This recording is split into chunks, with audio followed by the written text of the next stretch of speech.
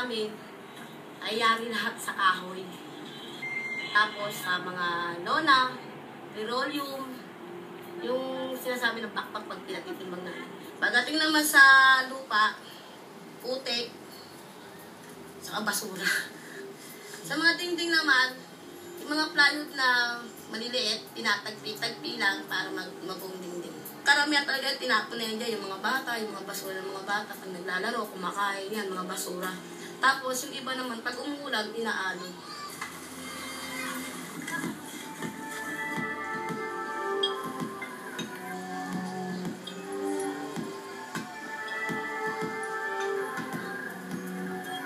Ako si June Barnes, isang microbiologist. Pumapasok pa lang tayo dito ay alam na natin na hindi talaga siya malinis base dun sa naaamoy natin. At mas lalo pang nakapagpagrabe dito yung mga nakita natin basura na nagkalat. Ang nakakalungkot nito ay yung mga tao ay ito ay hinahawakan at parang hindi nila gaano alam yung mga pamamaraan para maprotektuhan yung kanilang mga sarili. Magandang hapon po. Magandang hapon din po, kay June. Gusto lang namin kasi makita kung ano ba yung kondisyon na meron ngayon sa tahanan ninyo. So, bali dala ko itong isang instrumento na to. Isa siyang germeter para lang masukat natin kung gaano ba kalinis or kadumi yung mga ibang gamit na ginagamit ninyo dito sa tahanan ninyo. So, masusukat natin ngayon, Rio, kung gaano ba ka-epektibo yung paglilinis ng plato ninyo. Pasok ko lang siya sa loob and hintay lang tayo ng mga 15 minutes. So yung RLU na to ay nangangahulugang relative light unit at siya ay nagbibigay sa inyo ng idea kung siya ay malinis or madumi. Mayroon lamang mahigit 100 na mga mikrobyo na natagpuan sa plato nila Rio. So, somehow maganda siya dahil napoprotektahan ninyo yung health or kalusugan ng mga kumakain sa plato na yan. So, check naman natin ngayon, Rio, kung ano ba yung sitwasyon dito sa lamesa ninyo. So, medyo kitang-kita natin na madumi talaga siya. Mayroong mahigit 13,000 mga mikrobyo ang mesa nila Rio. 6 na beses itong mas madumi sa isang basurahan. Napakalaking indikasyon kung gaano kadumi yung lamesa. So, importante ngayon natin na bukod sa malinis yung plato, dapat yung pinaglalagyan natin ng plato, pinaglalagyan natin ng pagkain, dapat napapanatili din natin malinis. Actually, may mga mikrobyo na mapamahirap ka, mapamayaman ay meron ka talaga. Nagkakaroon ka ng diferensya yung tinatawag natin na microbial load o yung dami.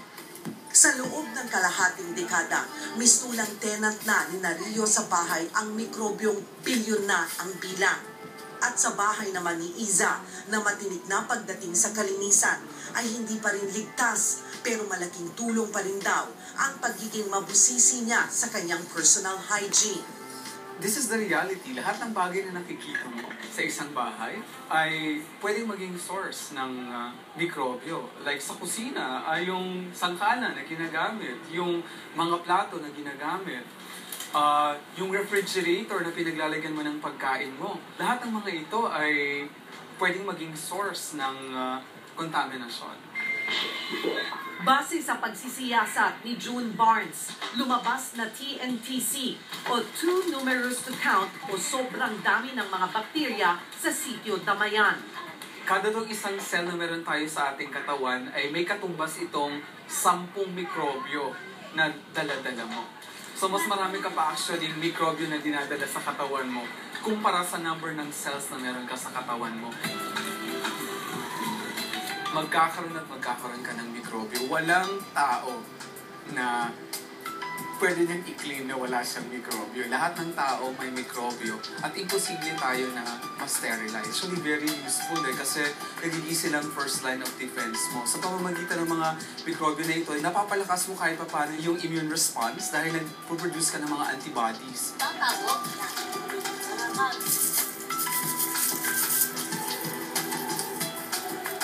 Napaka-importante pa rin na panatilihin natin ang kalinisan ng ating mga pangangatawan. Busy ka dyan. Masaya po ang mga tao rito. Wala po akong angat. Hindi ako lilipat. Hindi dito ang hanap buhay ko.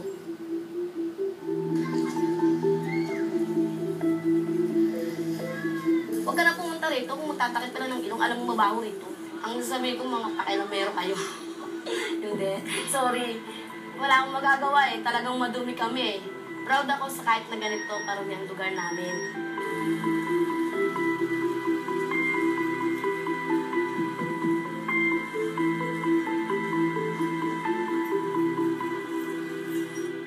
Walang sinasanto ang mga mikrobyo, hindi ligtas sa kanila ang katawan ng sinumang tao. Pero kung magiging malinis lang sa lahat ng oras, bihadong mababawasan ang bangis na dulot nila.